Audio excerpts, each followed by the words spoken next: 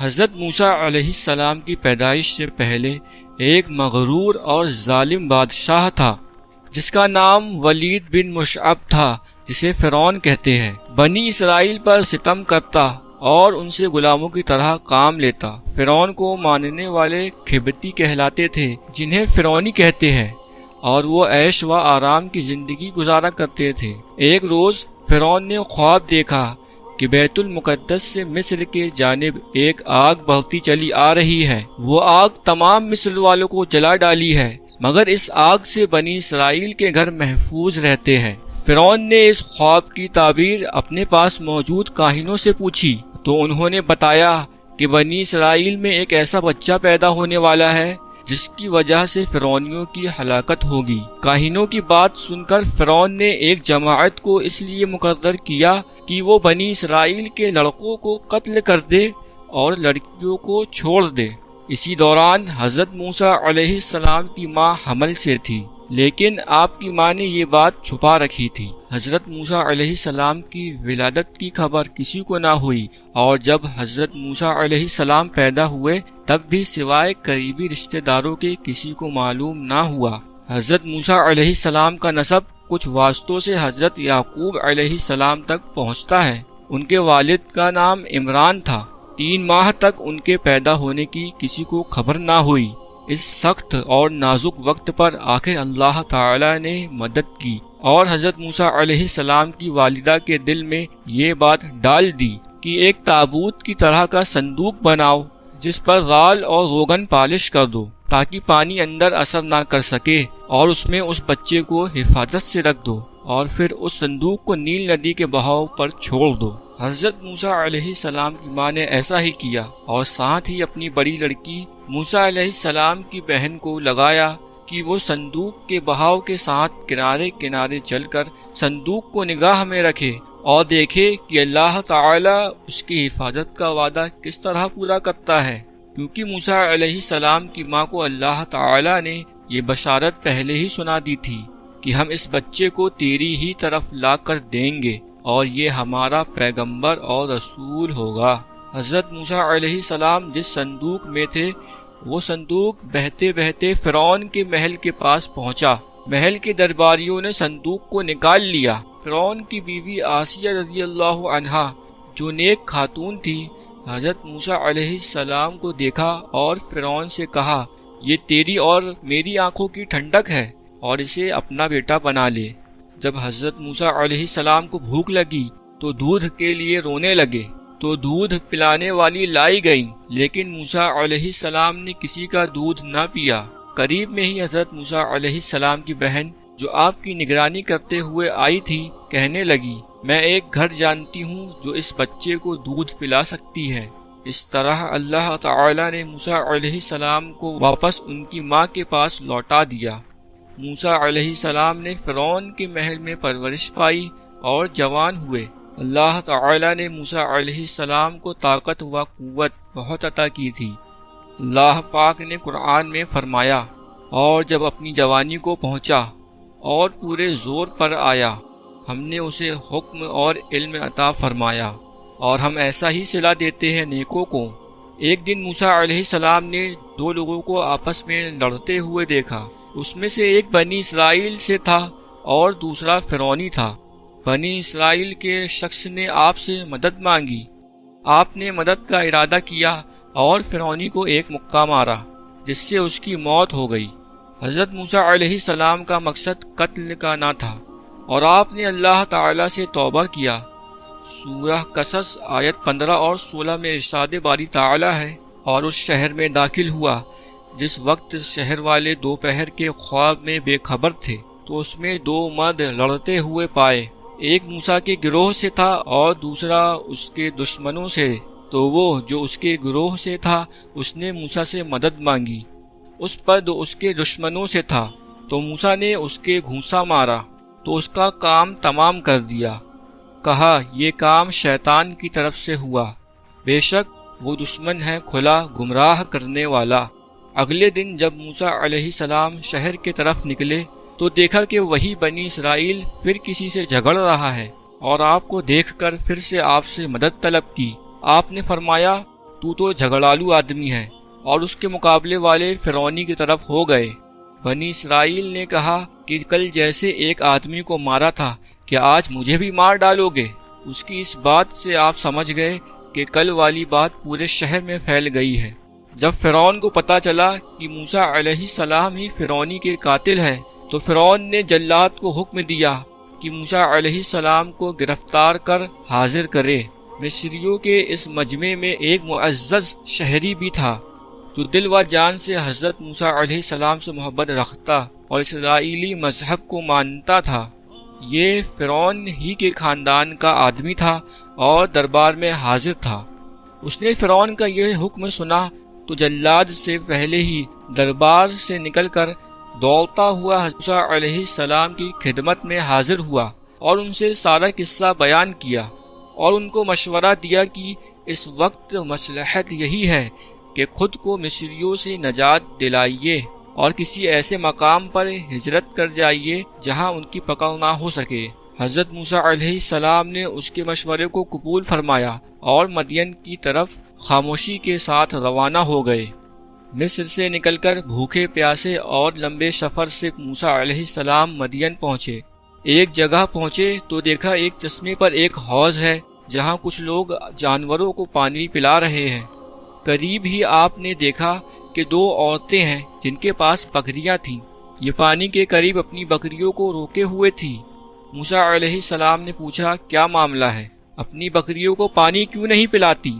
وہ بولی، جب تک یہ چرواہے اپنے جانوروں کو پانی نہیں پلا لیتے ہم نہیں پلا سکتی، اور ہمارے والد بہت بوڑھے ہیں۔ یہ سن کر موسیٰ علیہ السلام نے آگے بڑھ کر ان سب کو ہٹایا اور بکریوں کو پانی پلایا۔ دونوں عورتیں واپس گئیں اور سارا قصہ اپنے والد کو سنایا۔ ان کے والد شعیب علیہ السلام تھے جو کہ اللہ کے نبی تھے۔ شعیب علیہ السلام نے حضرت موسیٰ علیہ السلام کو بلوایا۔ دونوں عورتوں میں سے ایک حضرت موسیٰ علیہ السلام کے پاس شرماتے ہوئے آئی اور کہا کہ میرے والد آپ کو بلا رہے ہیں کیونکہ آپ نے جو ہماری بکریوں کو پانی پلایا اس کی اجرت دے سکے۔ حالانکہ موسیٰ علیہ السلام نے یہ عمل کوئی اجرت کے لیے نہیں کیا، لیکن ان کو سخت حاجت تھی، اس لیے آپ ان کے ساتھ چل پڑے۔ گھر پہنچ کر حضرت موسیٰ علیہ السلام کی ملاقات حضرت شعیب علیہ السلام سے ہوئی۔ حضرت شعیب علیہ السلام کی بیٹی نے کہا کہ آپ ان کو مزدوری پر رکھ لیں کیونکہ یہ طاقتور بھی ہے اور ایماندار بھی۔ پھر حضرت شعیب علیہ السلام نے اپنی ایک بیٹی سے ان کا نکاح کر دیا اور مہر کے عوض 8 سال مزدوری کو کہا، اور یہ بھی کہا کہ 10 سال کرے تو یہ بہتر اور احسان ہے۔ چنانچہ حضرت موسیٰ علیہ السلام نے 10 سال پورے کیے۔ 10 سال پورے کرنے کے بعد حضرت موسیٰ علیہ السلام نے اپنے وطن مصر جانے کا ارادہ کیا اور اپنی بیوی کو ساتھ لیے واپس چلے۔ سفر کے دوران سردی کافی تھی اور اندھیری رات تھی۔ حضرت موسیٰ علیہ السلام کو دور پہاڑی پر ایک آگ دکھائی دی۔ وہ اپنی بیوی کو بولے، میں آگ لے آتا ہوں تاکہ سردی سے بچا جا سکے۔ حضرت موسیٰ علیہ السلام آگ کے پاس پہنچے تو دیکھا کہ وہ کوئی آگ نہیں تھی بلکہ ایک درخت سے نور نکل رہا تھا۔ موسیٰ علیہ السلام بہت حیران ہوئے۔ جب اور قریب ہوئے تو اس میں سے آواز سنائی دی۔ یہ آواز اللہ رب العزت کی اپنے بندے حضرت موسیٰ علیہ السلام کے درمیان تھی۔ اللہ تعالی نے فرمایا، اے موسیٰ، میں تمہارا پروردگار بول رہا ہوں۔ پھر آواز آئی، یہ تمہارے ہاتھ میں کیا ہے؟ موسیٰ علیہ السلام نے جواب دیا، یہ میری لاٹھی ہے جس سے ٹیک لگاتا ہوں اور اپنی بکریوں کے لیے پتے جھاڑتا ہوں، اور بھی فائدے ہیں۔ پھر حکم ہوا، اسے نیچے زمین میں ڈال دے۔ جو ہی موسیٰ علیہ السلام نے لاٹھی نیچے گرائی، وہ سانپ بن کر دوڑنے لگی۔ یہ دیکھ موسیٰ علیہ السلام پیٹھ پھیر کر بھاگے، پیچھے مڑ کر بھی نہ دیکھا۔ پھر اللہ تعالی نے ارشاد فرمایا، موسیٰ ڈر مت اور اس سانپ کو پکڑ، ہم دوبارہ اسے لاٹھی بنا دیں گے۔ موسیٰ علیہ السلام نے سانپ کو پکڑا تو وہ لاٹھی بن گیا۔ اللہ تعالی نے پھر فرمایا، اپنے ہاتھ کو اپنے گریبان میں ڈال۔ موسیٰ علیہ السلام نے ایسا ہی کیا۔ جب ہاتھ باہر نکالا تو آپ کا ہاتھ سورج کی طرح چمک رہا تھا۔ اللہ تعالیٰ نے 2 معجزے حضرت موسیٰ علیہ السلام کو دیے۔ پھر اللہ تعالیٰ نے فرمایا فرعون اور اس کی قوم کی طرف جا، یقیناً وہ بہت شرکس اور نافرمان ہے۔